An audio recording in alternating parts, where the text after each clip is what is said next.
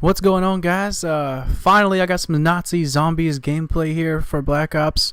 Many of you guys know that I really haven't been too into zombies, but lately in the past couple weeks I've really gotten into this, and I'm pretty excited to bring you guys some Nazi zombie gameplay. Now actually this particular gameplay was awesome. It's going to be like a 3 or 4 part video, something like that. It ended up being like 41 minutes, but I ended up having to cut the game short to go play with other friends because when you play solo, it doesn't really count on the leaderboards, and really there's other than you, nobody really knows how far you get or anything. And I had a friend that really wanted to play, and I think that me and him have a really good chance of like getting up on the leaderboards on our friends list and stuff like that. And not that that really means anything as far as like how good you are, but like in our group of friends, we like to, we're really competitive and like to be higher on the leaderboards. So I gave up the opportunity for me to go farther in this gameplay. But anyways, at the end of this gameplay, we'll be at round 20. I'll have all the pro perks, and I will have not been down, or not all the pro perks, all the perks, like all the juices or whatever you want to call them that you drink. And I will not have been downed once yet. So there's no telling on how far I could have went if I had continued to play. But anyways, when you start off in this room, the main thing you want to do, you saw me at the beginning go over and get quick revive, which I know that there's definitely one person watching this video that has no idea anything about zombies. But that blue drink that I had at the beginning is called quick revive, and it will make me, in solo gameplay, it makes me whenever I get downed by a zombie and I'm down, it'll put me with these pretty sweet guns that like shoot explosive rounds for like 10 seconds or something like that, and then I get up automatically. But if you're playing with more than one person, if it was more than just me, it would just make me revive a friend much faster than it would if I didn't have that perk. So basically that's all that is. And it feels pretty weird to give tips and stuff on zombies this late in the game because everybody pretty much knows. But if you're playing solo, I would recommend staying in this room until at least through round 3. If you're a more experienced player and you want to stay longer, you can do that. But definitely by round 5, I would leave up out of here.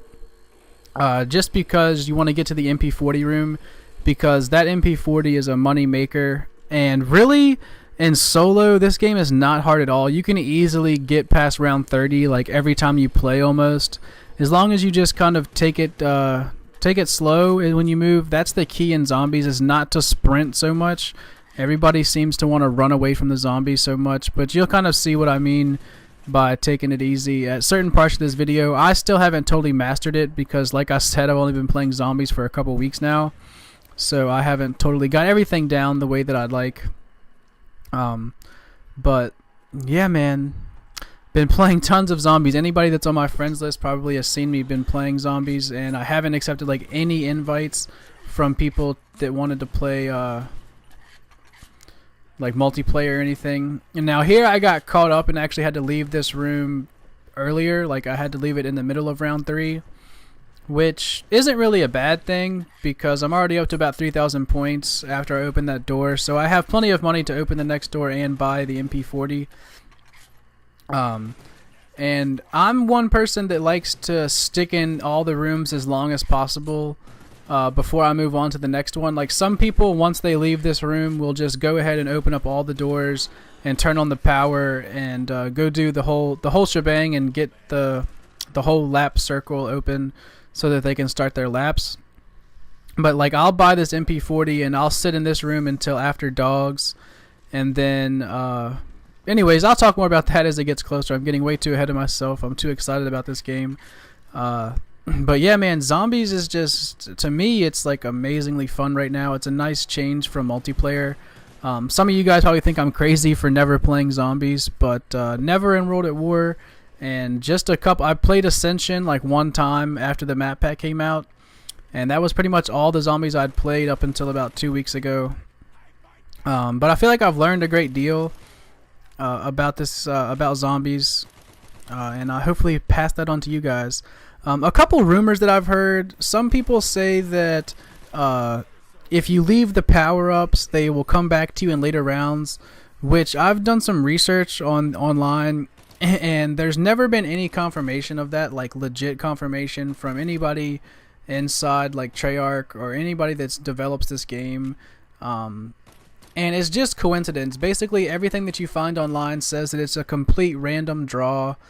There's no way to tell when or which zombies will drop power-ups. And actually, I found that the more power-ups I pick up, the more that I get. And then the higher the rounds you get in, the less likely you are to get power-ups. Like up in the 20s and stuff, you might get like one power-up for an entire round, and it's probably something stupid like, I don't know, max ammo, like right after the dogs or something like that. Which everybody knows the last dog always drops max ammo, and you'll get like max ammo right after that or something that you don't need. Or like a nuke at the very beginning of a round or something. I don't know, man. It seems like the higher rounds you're just not likely to get anything. But people, for some reason, have this thought in their mind that if they leave like max ammos and stuff after dogs, or if they leave double points. I don't know why anybody would ever leave double points, because you always want as many points as you can have. But some people will leave nukes and stuff and think that they're going to come to them in later rounds. Like it'll be more likely to get a nuke later. Like they would just leave that right there. But I take it every time I can get it, just for the plus 400 that you get. And then also, obviously, to kill all the enemies around you. And I don't believe that you actually get more power-ups later if you don't take them. I don't believe that myth. I'm sure most of you do, or some of you do at least. And anybody, that one guy that I'm talking to, that nuke symbol will destroy everything on the map that's in the map at that time. It won't end the round every time, because in the later rounds there'll be more than one wave of zombies that come out. But anyways, I'm getting close to 5,000 points here, and a nice tip that I want to give people: some people like to rush to the mystery box as well, which I don't know if I get to see the mystery box by the time that this part of the gameplay is over. I play until I get up to round 10, and then that'll be the end of this part 1. But you don't want to hit the box so much that you don't have enough to buy Juggernog if you go down. So basically in solo I have quick revive, so if I get downed I'll definitely be getting back up. But once you get back up, you want to have enough money every time to buy Juggernog. That's the most important perk in the game. But you can't buy it until you turn on the power and everything. So I'll talk more about that when I actually get there. And now you see, after dogs, I'm just going to stay downstairs here and hold out in this room as long as I possibly can. And then I'll open up the next door. And you like to try to keep all the zombies in front of you. So like if I open up the next door and then start shooting at the zombies that are in here, they can drop down from that ceiling in the dressing room, and then they can also break through that one window. So if I wait long enough and open this door, no more zombies will spawn. That hammer right there repairs all the doors, all the windows. And again, I know most of you guys know all of this, but I know in particular there's a friend at school that hasn't ever played zombies or seen zombies, so I gotta explain some of these things so that he kind of knows what's going on. And obviously the ×2 is double points that you get over there in the right hand corner of the screen. And now I'll go ahead and open this door and make my way through the dressing room. That skull is insta-kill, which will make me, I can knife one-hit knife kill, or any one bullet will kill them. So insta-kill definitely is awesome. Even in round 7 it's nice, like I just had, but in the later rounds, if you can get it, it's just amazing. Now here I had to change my sound settings because I couldn't really hear the zombies coming. I had adjusted those settings before I started the game, thinking that it would make it better for me to hear the zombies, but turned out that that wasn't the case, so I had to go back in and set everything back to the max volume. But anyways, so now that I open that door, I'll stand at this door and as long as I can until I feel like opening it up. Because in solo gameplay, once you open this door right here that I'm pressed up against, there's a fuck, what is it called? Fucking door or whatever you want to call them, window right there, and then also in the very back of this room. And in solo, it's hard to watch the front, the back winch thing, and the one on the side. So you basically have to just open that up and go straight for the power, or you're gonna put yourself in a really bad spot.